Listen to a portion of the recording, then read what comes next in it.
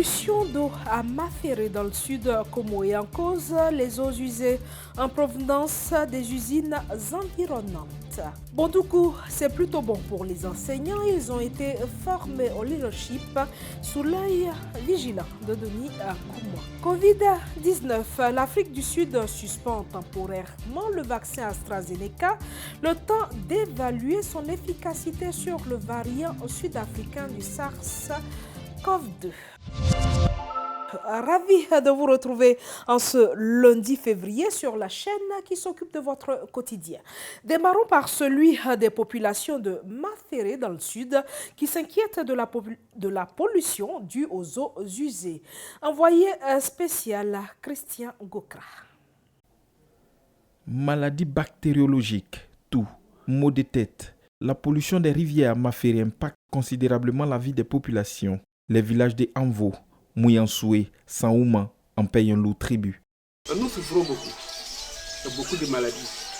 Avant, moi, je n'avais pas de maladies de pied. Actuellement, là, le côté là, ça chauffe jusqu'en bas.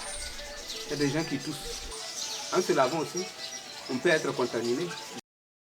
3 usines exerçant dans le domaine de la transformation de l'huile de palme à Maféré sont directement impliquées dans cette pollution de l'environnement. Une situation qui dure depuis plusieurs années. Cela, malgré les démarches entreprises par les populations. Il y a 3 usines qui sont en amont du village de Kouti-Lango. Et tous déversent leurs eaux usées dans la rivière. Actuellement, nous ne pouvons même pas boire cette eau, nous ne pouvons rien faire de cette eau. Or, c'est cette eau que nous avions bu au départ jusqu'à nos jours. Quand il y a la saison pluvieuse, le ruissellement même qui descend dans l'eau apporte plus. Et il amène tout dans cette eau que nous buvons. Et ce que nous avons vu, c'est qu'eux-mêmes là, ils sont juste à 10 mètres même de la rivière que nous ravitaillons souvent ici. Les mises en cause produiraient des déchets néfastes pour l'écosystème, avec pour conséquence directe la disparition de plusieurs espèces végétales et animales, entraînant la famine chez les populations. Alors aujourd'hui, quand tu mets le filet même dans l'eau, même un poisson, même tu n'arrives pas. Ça fait que le parent, le planteur, le villageois augmente encore sa ration. Parce qu'au-delà de ce que nous faisons auparavant, il faut augmenter encore parce que l'eau ne nous nourrit plus. C'est vraiment dommage. L'eau, source de vie, est plutôt source de problèmes à Maféré, en attendant qu'un système de traitement des eaux usées soit mis en place. Cap sur Bondoukou Nord-Est pour cette formation des enseignants sur le leadership et le management. Denis Koumoua, dites-nous en plus. Le samedi 7 février 2021, un séminaire de formation a été organisé à l'endroit des enseignants du lycée moderne 2 de Bondoukou, dans la région du Gontougou.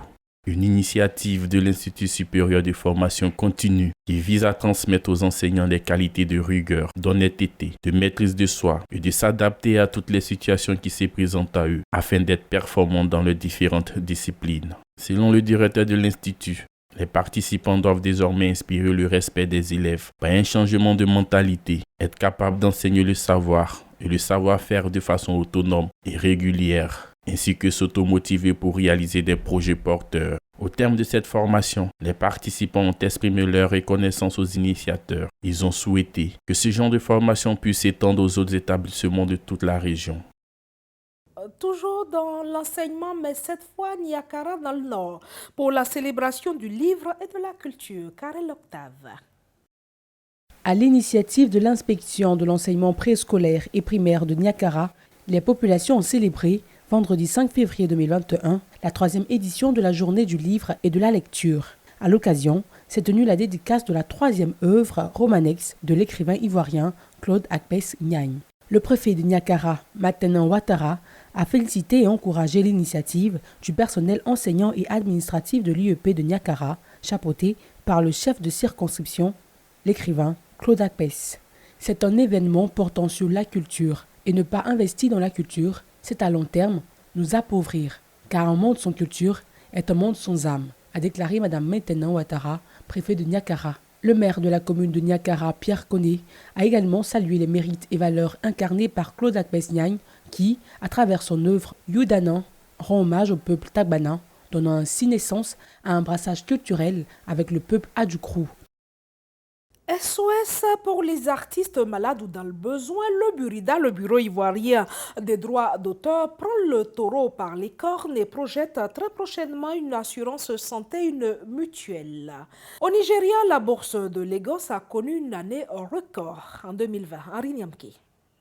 L'on vit l'un des grands paradoxes des marchés financiers. Dans ce contexte économique mondial imposé par le Covid-19, plusieurs grands indices boursiers mondiaux ont atteint des niveaux inhabituels en 2020. Mais c'est la bourse de Lagos qui bat le record de ses performances avec un bond de plus de 50%. La raison est que cette bourse est devenue un refuge pour les investisseurs qui ont dû composer avec les mesures prises au cours de l'année passée par le gouvernement nigérian face au Covid-19.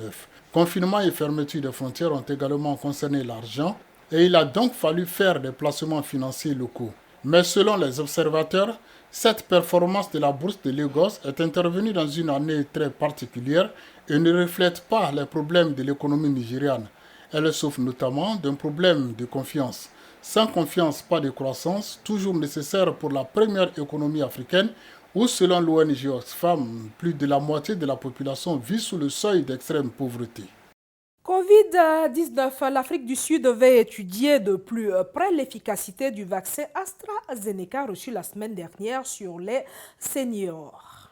L'Afrique du Sud vient de suspendre temporairement le dimanche 7 février 2021 son programme de vaccination contre la Covid-19. Une vaccination qui devait débuter dans les prochains jours avec 1 million de vaccins développés par Oxford et AstraZeneca. Cette suspension fait suite à une étude réalisée par une université de Johannesburg affirmant que le vaccin britannique offre plus de protection limitée contre la forme modérée de la maladie due à la variante sud-africaine chez les jeunes adultes. Selon les premiers résultats, le vaccin est efficace à seulement 22%. L'Afrique du Sud est le pays du continent le plus touché par le virus avec près de 1,5 million de cas et plus de 46 000 décès.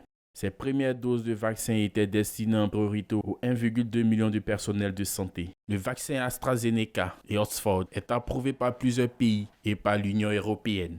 Mais certains pays ont préféré le recommander uniquement pour les moins de 65 ans, faute de données suffisantes concernant les personnes les plus âgées. Denis Kouma donc pour la Covid en Afrique du Sud. On change de virus et on reste en Afrique. Cette fois, Ebola, une nouvelle victime. Karel Octave. La maladie à virus Ebola vient de faire un mort dans l'est de la République démocratique du Congo, 3 mois après la déclaration de la fin d'une épidémie précédente.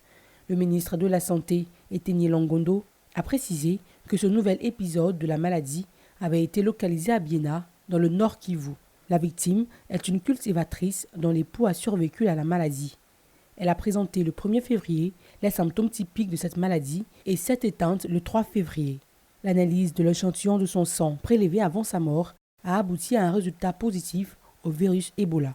L'un des épicentres de la précédente épidémie d'Ebola était Boutambo, territoire sur lequel se trouve le village Biena. Des épidémiologistes de l'Organisation mondiale de la santé sont en train d'enquêter sur place et la désinfection des sites visités par le patient est également en cours. Du sport, pour terminer, ce sera avec la CHAN, le championnat d'Afrique des Nations remporté pour la seconde fois consécutive par le Maroc, les Lions de l'Atlas. Ce sera tout pour cette édition. Retrouvez-nous sur nos différentes pages. Bonne soirée.